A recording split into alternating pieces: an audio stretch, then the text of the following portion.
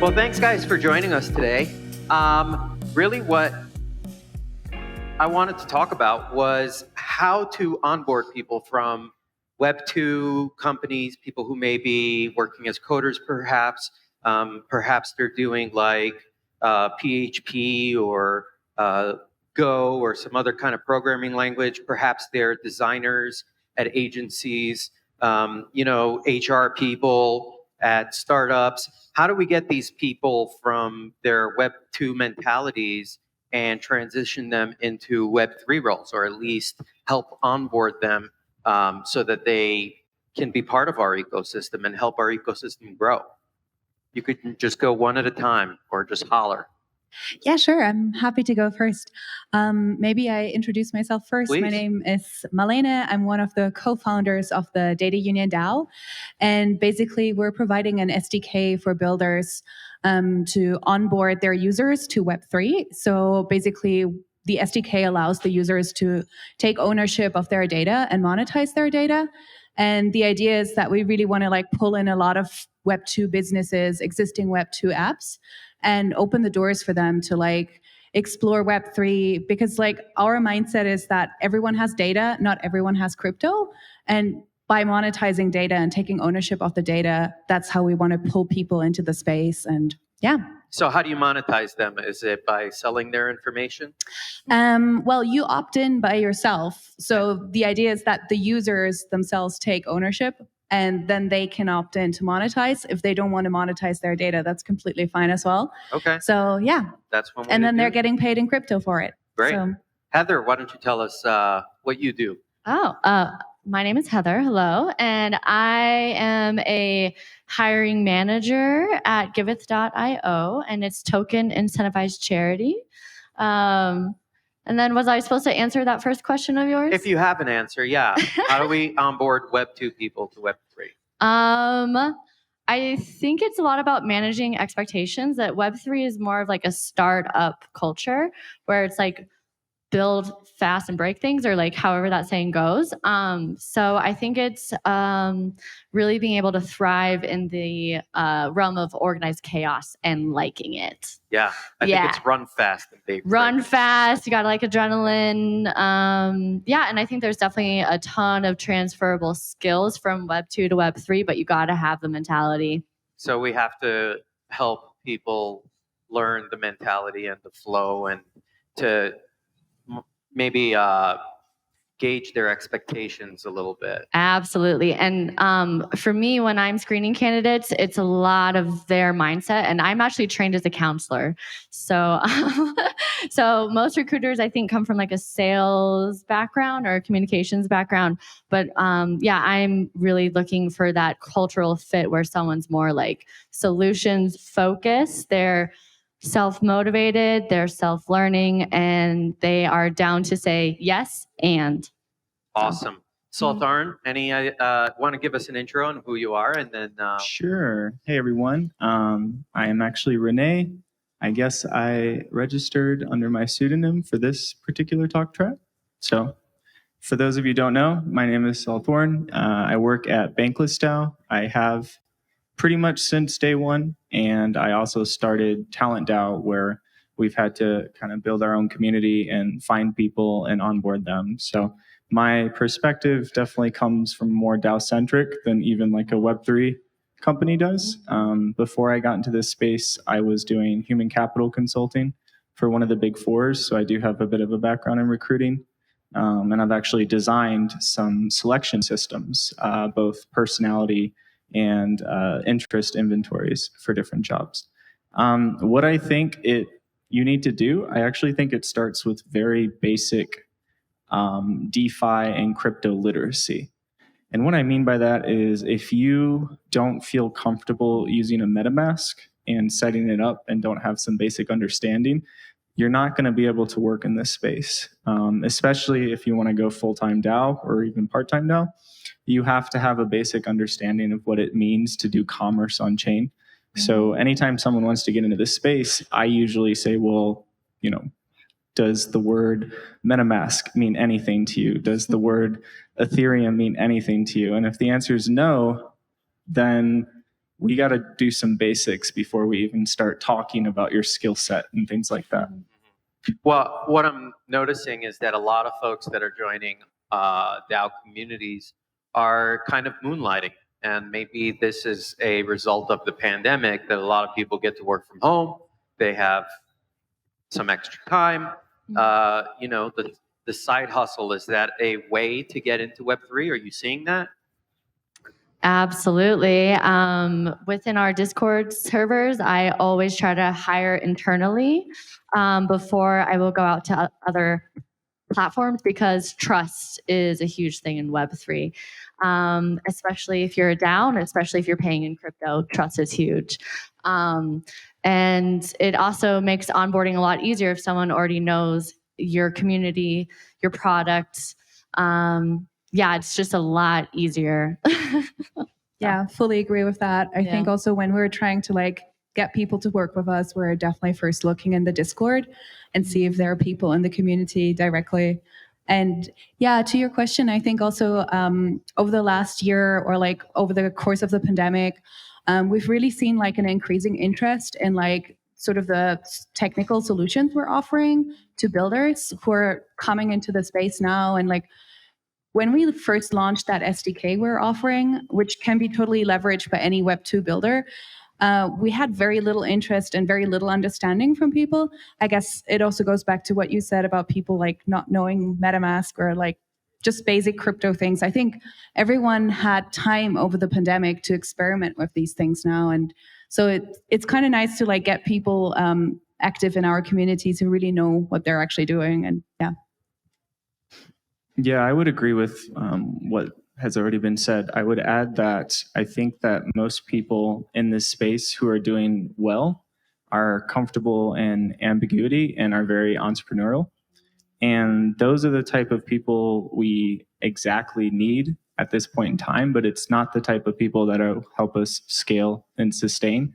So, one of the big challenges I've been thinking about is how do we design the DAO in a way that allows for agency and autonomy, but still has some prescriptive tasks and some direction for people who frankly don't want to have to deal with information overload and do self-directed work all the time, but they do want the freedom to work remotely in a DAO.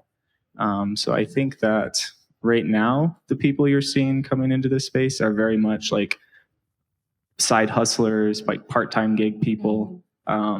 I hope that changes, though, actually. I actually want to see DAO become a fully sustainable way of life and the true future of work, and not just a really new, cool side hustle. Yeah. Well, I was going to say it's interesting to hear you say that, because a moment ago you were saying that there's this, certain level of literacy that's required, but at the same time, we're trying to find ways to onboard people without them having that hurdle to jump over.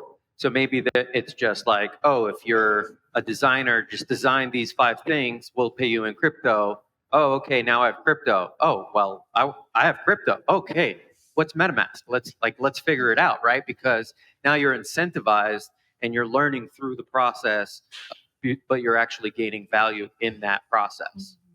Yeah, I think it's pretty much also a question of financial incentives for people to actually stick around and not only quickly explore something. And I think grants are one really important vehicle for doing that. So if we get builders into our community and we see, okay, cool, they're building something useful, and I think it's going to leverage kind of the vision we have, then we're able to offer them grants, and then they have a lot more runway to then really quit their Web2 jobs, come in full time. And actually, it's really amazing what we've been seeing now over the last year. We had one project, we initially gave them a grant, I think of 20K or 50K. And now they raised money themselves. They raised $20 million now. So wow. It's pretty amazing. Yeah. And also the other projects are starting to raise now. One yesterday announced they raised 9 million. So I think you can really kind of plant that seed initially by just giving a little bit, and then they can take it by themselves, basically. Yeah. That's great. I mean, do you see a difference? And I don't know that you all have had the opportunity to see and contrast between people making fiat currency versus crypto, but do you see a difference, from fiat to a native token. Like if you pay me $50, that's $50, and I can hold that $50 for 2 months, and it's still going to be $50. Whereas if you pay me in 50 native tokens, and I'm contributing to the community and seeing its growth, those 50 tokens are going to gain in value significantly, potentially, and so I want to keep them in the ecosystem, and I don't necessarily want to get rid of them, and that increases the value. Do you see that? Does that play out in people? Yes, I think it's good to have a mix of paying in stable tokens and then tokens within the project, because I want people to be able to live Support and pay themselves. bills and support themselves. We are humans first. So, and I think when you have like your basic needs met, then the incentives work. Also, paying in crypto opens up the global talent. Like I don't have to worry about what your nationality is. I don't have to worry about your work permits. Like I can hire anyone in the world, which is fantastic, meaning I can hire lots of people from places that have high intellectual capital, but their countries have terrible sanctions like Iran, Pakistan, Russia. And a lot of these people are really excited to work and earn crypto and be more in the global scale. And I think, that's good news and bad news for some. I think if you're an entry-level person with the expectation of an American wage and you want to live in an expensive place, the competition is going to be really steep. Yeah. I think at least the people I've worked with, it tends to be if you have a very high risk tolerance, you would much prefer to get paid in the native governance token. For example, some of the stuff I work on, we have a lot of infrastructure that we pay for ourselves, data analytic type products, and then we get reimbursed at the end of the season. A lot of us could get ETH, but we always ask for the token instead. The negative part of that is it puts a lot of sell pressure on the token, and that's a big problem right now with a lot of these DAOs. Is there is little buying incentive, but there's an incredible amount of sell pressure because we're treating it like currency when it's really not.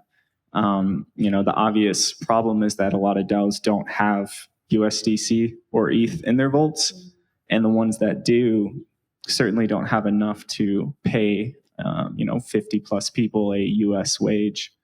I think the previous panel talked about like collateralizing governance tokens, but again, the problem with that is you need to over collateralize. So if I have one token, I need to have 2 ETH behind that token just to be able to borrow half of that token's value, as a simple example. So I think that we're going to see more DAOs actually lean in on traditional business models for revenue generation to add liquidity to their treasury, because you just can't really conduct commerce with a governance token. Mm-hmm. I don't think it's working well so far. And it makes sense to diversify in general, right? In any arena. So should it be up to the contributor how they get paid? Should, if you say, okay, well, there's, obviously when we're setting bounties have specific, right? This is a 50 bank bounty. This is 200. Or it could be tied to stable coins or anything like that. But should we be asking contributors, hey, what do you prefer? Like, do you prefer the native token, or do you prefer, the stable coin or some balance? Yeah, this is probably one of my most favorite subjects right now, is compensation structures in DAOs. And I think that you should offer flexibility, but it would just not be scalable to have full autonomy over every single person. But what I've proposed is you have 3 tiers of a low, medium, high risk allocations where you can opt in, say, for a 20-80 favoring ETH or stable, a 50-50, or an 80-20 favoring the token. And I think that would work really well for most people. Which isn't that different from what companies do with healthcare, right? Yeah, exactly. It's all about, I think, flexible DAO worker Yeah, benefits. I think that sounds pretty about right. I would say so. I think what we usually offer is that, so there's like so the contributors of the DAO get like a stable salary in like US dollars or euro. And then we have like a vesting option for the token on top of that. But I'm sure that if someone would come around and be like, hey, I only want to be paid in tokens, then that's also an option. But I think at the end of the day, it's great if people have a choice, because I think that opens up the talent pool even more for different people to come on board. So, But final then your question. payroll people might be like, what are you doing? Right. That could be true, yeah. I'm like, I'm sorry. So, final question here is this legit? Like, is this a real thing for people that are out there and they're like, okay, how many tokens am I going to make? Like, am I making like $4 an hour, $5 an hour, or like, can I fill like 2-3 hours a week? Or is this like a legit thing where people are working full time and getting paid in crypto? Say, yeah, you can. I'm not sure how many people you work with, but we have 60 to 70 people and we're all paid in crypto in a mix of stable coins and our own tokens. And it's very feasible. I know a lot of people from countries where their currency has inflation. I mean, our USD is also really inflated right now, but they're super grateful to be able to be paid in crypto and not in their original token. So yeah, it's very possible.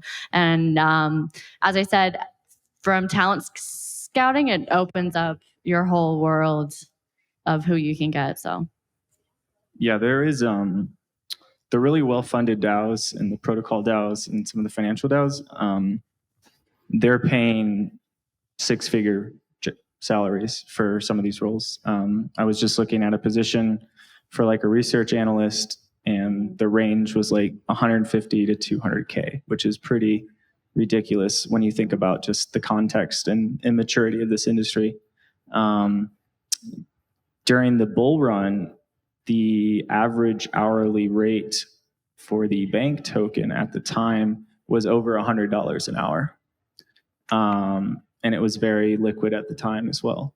So I definitely think it's real. I quit a really great job, and about 70% of my income has been nothing but DAO tokens for about 7 months now. So my mortgage company thinks it's real, and that is good enough for me.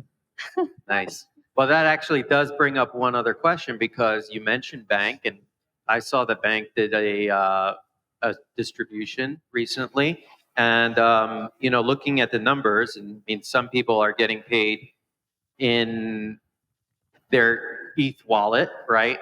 That's it through ENS, and you can see who it is. And some of these people are making like 250K value off of one distribution. I'm not going to name names, but if you YouTube them, you'll find them. But is this okay that all of our earnings, if we're doxed or if we're using ENS, that people can see how much we're making? Is that cool? But I think it depends what kind of wallets you're using, right? And you could also be using something like Tornado Cash or something like this to kind of obfuscate your traces, your financial traces. So I think if you want to be anonymous, then there are definitely ways. But yeah, you're definitely right that it's easier for every person to see everything. Renee? So in traditional organizations, I was always under the position that keeping pay secret only benefits the employer. And in the DAO context, I think it's similar. Bankless, actually, we did a community vote a couple seasons ago and pretty much determined with hugely unanimous favor that all level 2 contributor salaries and coordinate rounds would be publicly available. We have a dashboard for it. We review it every season to see if there's inequities or like if something doesn't make sense. And I think that's really important, because while it is a permissionless, decentralized work environment, there has to be some sort of accountability and checks and balances on being paid. So I personally am in favor of full transparency around pay. And then also, just for some context on the big bank drop distribution you're speaking of. So the Genesis team, who helped found Bankless DAO, obviously they're making a ton of money off this. And this is, in my opinion, and others share this, is that I think it's totally justified, because we would not be here had they not come up with this idea and perpetuated this bankless culture. It's also really important to underscore that the Genesis proposal, which outlines how they will be paid and when the vesting periods, was a community voted proposal. So the community has allowed for this to happen. It's not like some backdoor deal where they're like, oh yeah, we're going to pay ourselves these tokens every season. This is something the community actually supported. And I think that's a really important precedent to set with these Genesis teams that found DAOs, is as they create kind of their own equity strategy, if they want to be a true DAO in the future, the community should give that strategy a stamp of approval. Perfect. Awesome. Well, thank you guys so much for your taking part in this panel. Really do appreciate it. If there's one pressing question, we could take one.